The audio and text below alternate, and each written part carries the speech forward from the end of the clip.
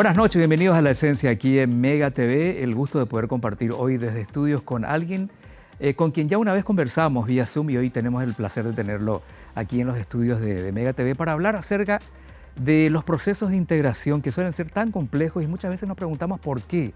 ¿Cómo puede ser que hayan pasado más de 2 décadas y no podamos concretar un acuerdo con la Unión Europea, por ejemplo? ¿Qué es lo que conspira? ¿Qué es lo que va apareciendo por el camino? Y cuando parece que está todo listo para firmar un acuerdo o un tratado, y después aparece algo que lo posterga otra vez. Yo recuerdo que hace unos años atrás el anterior embajador de la UE en Paraguay decía: me voy contento pero no del todo, porque yo hubiese querido llegar a la firma de ese acuerdo durante mi misión en este país, pero no pudo ser. ¿Por qué se complica tanto? Y encima van apareciendo otros elementos como leyes complementarias, las cuestiones ambientales, en fin, negociaciones que hacen cada vez más complejo el avanzar hacia una integración entre nuestro bloque y el bloque de los europeos. Rubén Ramírez Lescano, doctor, economista, ex canciller, un currículum demasiado amplio que me parece que nos va a llevar todo el programa a tener que comentarlo o detallarlo, así que simplemente un ciudadano paraguayo que siempre es consultado por los medios para este tipo de cuestiones. Doctor, un placer tenerlo acá. Muy buenas noches, Juan. Un gusto estar contigo y con tu distinguidísima audiencia y poder debatir temas tan interesantes como el que está proponiendo. Claro, 2 décadas, doctor, o más, y no podemos. Y fijémonos que estamos hablando de gente como los de la Unión Europea que tienen una integración tan avanzada, mucho más que la nuestra, y sin embargo, igual es difícil, igual lleva mucho tiempo. El proceso de integración económica entre países de diferentes dimensiones de desarrollo, de crecimiento, obviamente representa una complejidad sustantiva, a la luz que el mundo transita un momento de mucha turbulencia hoy día, de mucha inestabilidad e imprevisibilidad. Dicho esto, el acuerdo entre Mercosur y la Unión Europea representó una serie de desafíos permanentes por los tránsitos de proteccionismo de las economías frente a un mundo donde la competitividad en distintos sectores era diferente y la generosidad de los países para hacer concesiones no permitían alcanzar acuerdos de amplitud. Dicho esto, a la Unión Europea le interesa el acceso al mercado del Mercosur, particularmente de Brasil, que es una de las economías más pobladas del planeta y contamos entre la 8ª economía mundial, para el ingreso de sus productos industrializados y tecnológicos. Y obviamente a todo el Mercosur le interesa el mercado agroalimentario, donde el Mercosur es mucho más eficiente y competitivo. Las diferencias estaban dadas, por ejemplo, en la protección del sector automotriz de Argentina y de Brasil, aun cuando gran parte de las industrias instaladas en estos países son de origen europeo. Las grandes marcas son europeas. Claro, claro. Pero eso representaba y representa un gran desafío para el desarrollo de la industria automotriz en estos países. Al mismo tiempo, Europa tiene una política de subsidios que genera un atractivo singular porque los productos mejor pagados, me refiero a, por ejemplo, la carne vacuna, que a través de la cuota Hilton es el mercado que mejor paga. Pero esto se debe a una política de subsidios que hace muy complejo competir con estos mercados. En Europa he notado, hay diferencia, digamos, entre los intereses de los productores, los ganaderos europeos con respecto a lo que los conductores de esos países quieren a la hora de firmar. Porque normalmente lo que he escuchado es que las protestas vienen, por ejemplo, de los ganaderos o agricultores franceses, por ejemplo, cuando ya el bloque está a punto de avanzar en una cuestión de integración con Sudamérica. ¿Cómo se da ese conflicto entre ellos? Hay varios conflictos en el sector productivo europeo. Por una parte, todos somos conscientes de la responsabilidad que como seres humanos tenemos de proteger el medio ambiente.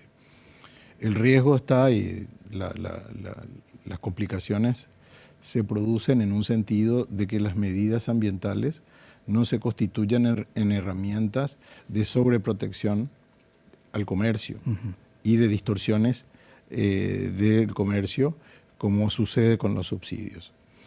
La Unión Europea acaba de aprobar una nueva ley que establece el impedimento de comercializar productos que procedan de fincas derivadas de la deforestación Sí.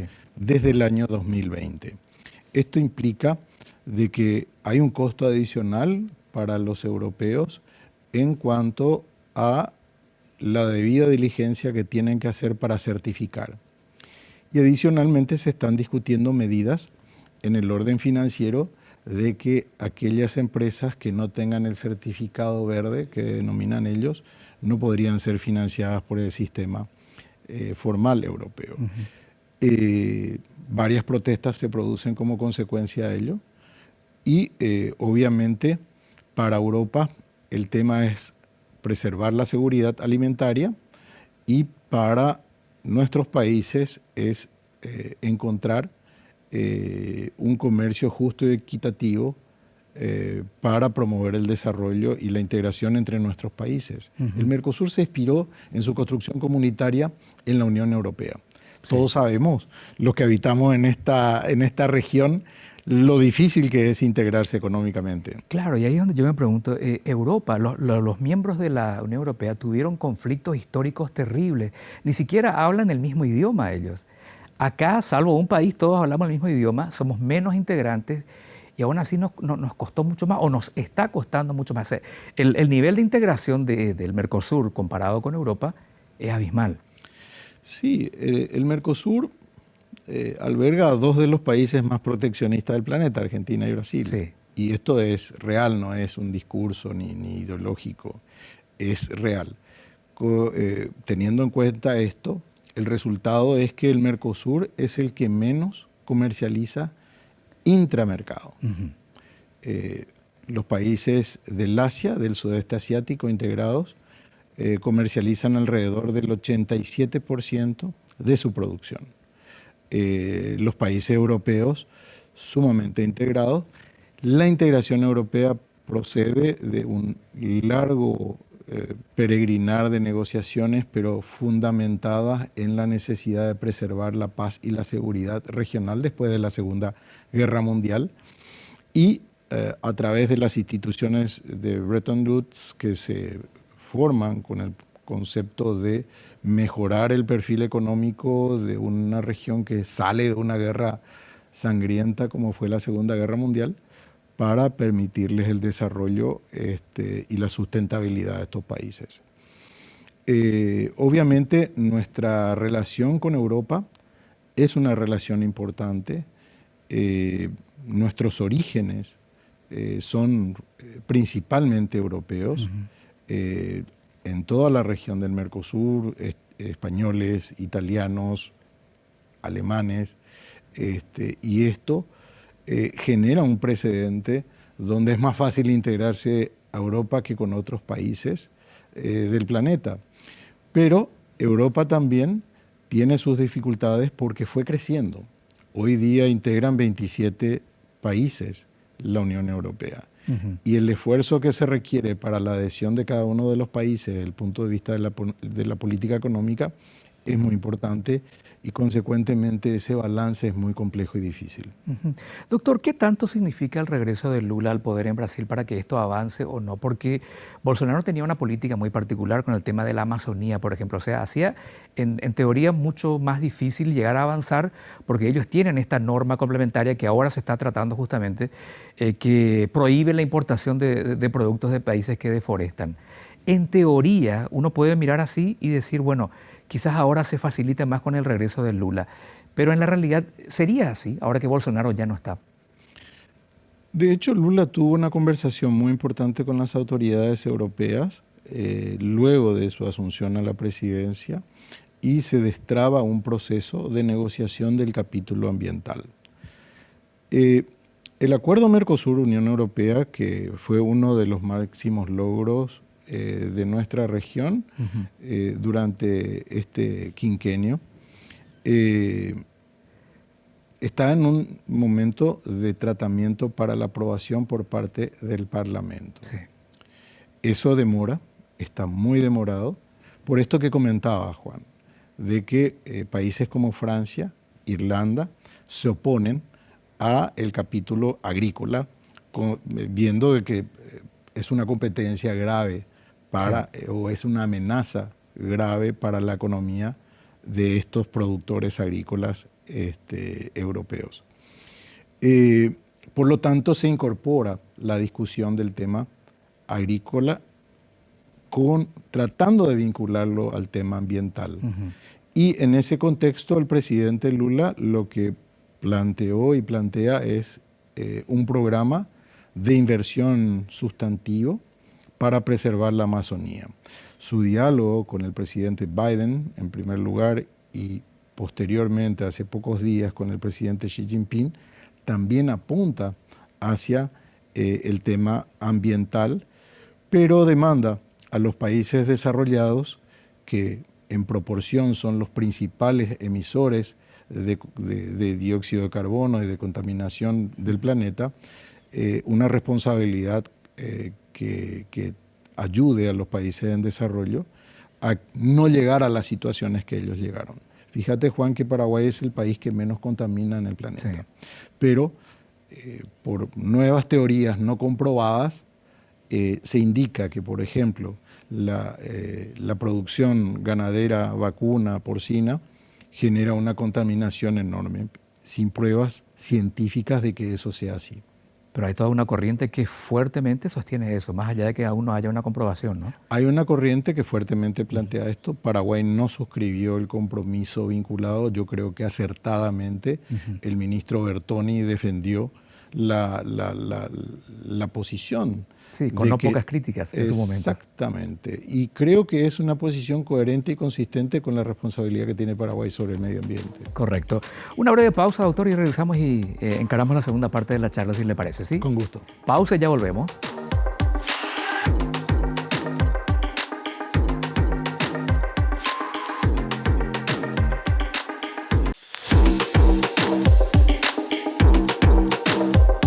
Tenemos el placer de tener hoy aquí, en esta noche, en Mega TV, al doctor Rubén Ramírez Lescano, charlando acerca UE, Mercosur, Mercosur, UE, qué es lo que puede llegar a pasar, por dónde estamos. Doctor, 2019, se firma un acuerdo, ¿no? Es un acuerdo de principio, digamos, habría que concretar esto a largo plazo. ¿En qué estadio está ese acuerdo que en algún momento, y ya pasaron 4 años otra vez, nos daba la idea de que por fin estábamos alcanzando la integración de los dos bloques? ¿Qué fue ese acuerdo y en qué situación está? El acuerdo tiene varios capítulos. El capítulo comercial fue el más disputado y más complejo de avanzar. Después está el capítulo de cooperación y el capítulo político. En el capítulo comercial, que fue lo más complejo, están los intereses ofensivos y defensivos de cada uno de los bloques económicos. Y lograr un acuerdo balanceado, donde ninguna de las partes finalmente estuvo del todo satisfecha, y esa es una buena negociación, está hoy en discusión en el Parlamento Europeo, donde predomina el tema ambiental, teniendo en vista los intereses defensivos europeos y la competitividad que tiene el Mercosur en el tema agrícola particularmente. Y es por este motivo que luego de alcanzar estos acuerdos, la Unión Europea plantea los temas ambientales, y allí es donde señalamos de que hay que tener mucha precaución en el momento de negociar este capítulo, por las condicionantes que no se transformen en mecanismos de defensa comercial de Europa y en detrimento de la posibilidad de tener un acuerdo balanceado con el Mercosur. Europa necesita de este acuerdo. Las autoridades comunitarias, como el jefe de la diplomacia europea, Josep Borrell, señaló recientemente de que es urgente avanzar en los acuerdos con Mercosur, porque, en primer lugar, los acuerdos con Estados Unidos tienen una complejidad inusitada. China es un tema en la agenda global, y particularmente en la relación bilateral con Europa, pero también con el Mercosur, a la luz más recientemente de cómo se instala en las negociaciones, primero que plantea Uruguay, en proceso de determinar los términos de referencia de un acuerdo posible. Argentina, que es anfitrión de inversiones sustantivas en materia de energía, en materia de transporte, en materia de infraestructura portuaria. Y Brasil, que con la visita del presidente Lula abre una agenda muy amplia. Entonces, para Europa es una amenaza enorme las condiciones en las que el Mercosur deje de requerir un mercado tan complejo, tan difícil por las condicionalidades sanitarias súper exigentes, sobreexigentes, las discusiones que hay sobre la producción con organismos genéticamente modificados, los OGM, entre otras variables que generan al mismo tiempo discusión interna europea. Uh-huh. Usted tocaba el tema China. Estas visitas que hace Lula a China, por ejemplo, para la oreja del europeo decir, bueno, a ver, ¿qué es lo que este señor va a hacer a China? ¿O les es indiferente o tiene su importancia, digamos? Primero porque es Brasil. Y dentro del Mercosur la importancia de Brasil, la supremacía brasileña en importancia es innegable, más allá de que se supone de que los miembros del Mercosur están en el mismo nivel, pero en la realidad no es así. Que Lula tenga contactos con China, ¿afecta de alguna manera, llama la atención de los europeos, condicionaría la facilidad o no de seguir avanzando en la integración con ellos? La agenda global está pasando por un momento de tensiones geopolíticas muy importantes. En lo político, la discusión de autocracia versus democracia, la guerra Rusia-Ucrania en materia de seguridad planetaria, no solamente en esas condiciones, y Occidente, representado por Estados Unidos y la Unión Europea, con una posición bien clara y determinada. América Latina tiene un rol donde se ha acompañado las denuncias de la invasión de Rusia a Ucrania, pero al mismo tiempo sin involucrarse directamente. China tiene un papel donde la ambigüedad ha sido una de las señales, pero los diálogos con Rusia están marcando una pauta de lo que los chinos denominan la nueva ruta de la seda, que es integrar mercados que puedan competir con Occidente. El diálogo de China con los países de América Latina es una amenaza para el comercio, para las inversiones y para esa agenda geopolítica global que hoy genera muchas tensiones. Las tensiones en el Indo-Pacífico, con Corea del Norte, China, en la amenaza sobre Taiwán, la posición de Estados Unidos promoviendo la alianza del Indo-Pacífico que incorpora a Corea del Sur, Japón, Indonesia, también India, es otro elemento donde la situación de la isla de Taiwán es una cuestión importante en dicha agenda. Y tenemos de que con la llegada del presidente Lula como mandatario del Brasil, empieza a promover otra de las tensiones geopolíticas, que es la integración financiera. El banco, integrado por Brasil, Rusia, India, China y Sudáfrica, es otro elemento donde marca la pauta de tener otras monedas de referencia fuera del dólar como es hoy. Hablando de China, Taiwán, Paraguay tiene una situación bastante particular, uno de los pocos países que tiene esa situación de que somos muy amigos de los taiwaneses, del otro lado están los chinos. Más allá, estamos a días de las elecciones, ¿cómo no hablar de eso? Usted habrá escuchado las propuestas de algunos candidatos, ¿no? Algunos que dicen que tendríamos que mirar más a los chinos porque nos perjudica tratar simplemente con los taiwaneses, otros que dicen no, que hay que cuidar esa amistad que tenemos con los taiwaneses. ¿Qué le convendría a Paraguay, así objetivamente hablando, seguir como estamos o echar también una miradita hacia la gran China?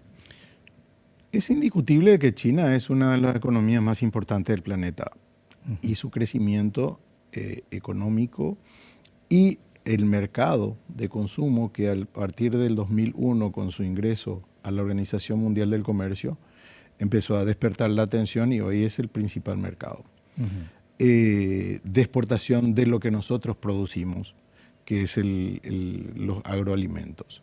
Paraguay tiene la necesidad urgente de acceder a más mercados.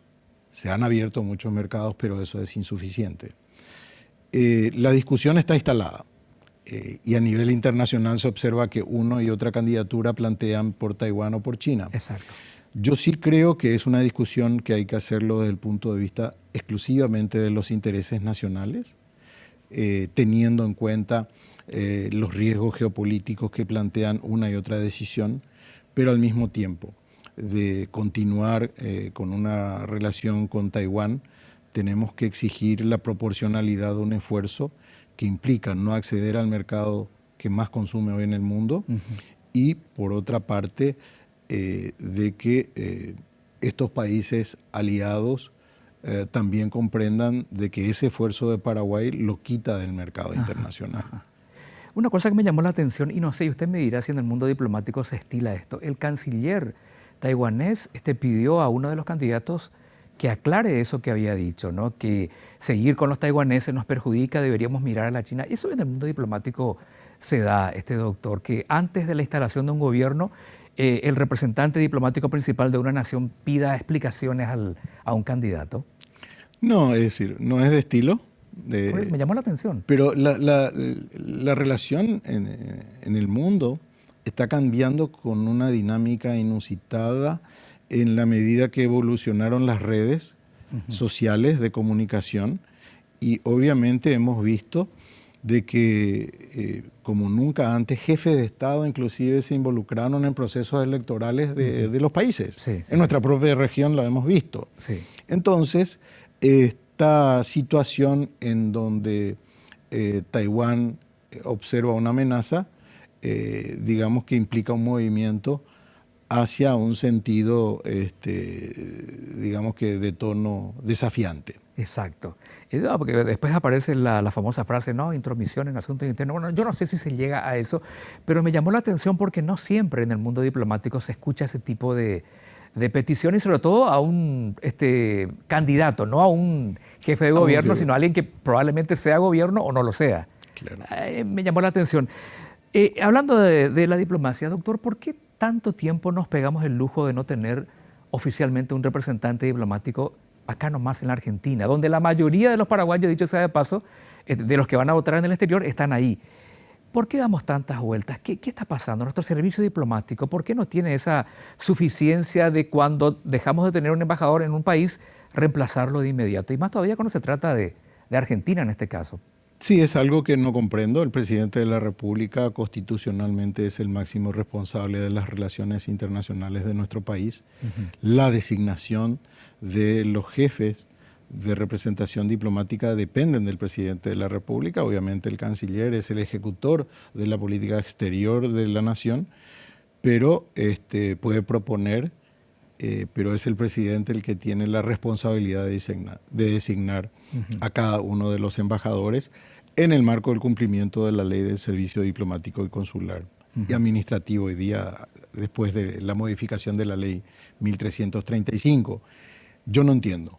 Realmente un país vecino con el que tenemos un nivel de integración muy positiva, pero una agenda compleja como la reciente imposición de un cobro de peaje que no tiene justificativo, son cosas que deberían ser profundamente tratados y no debilitar esa relación implica la no designación de un embajador en ese país. Correcto, doctor. Valoro muchísimo que haya venido.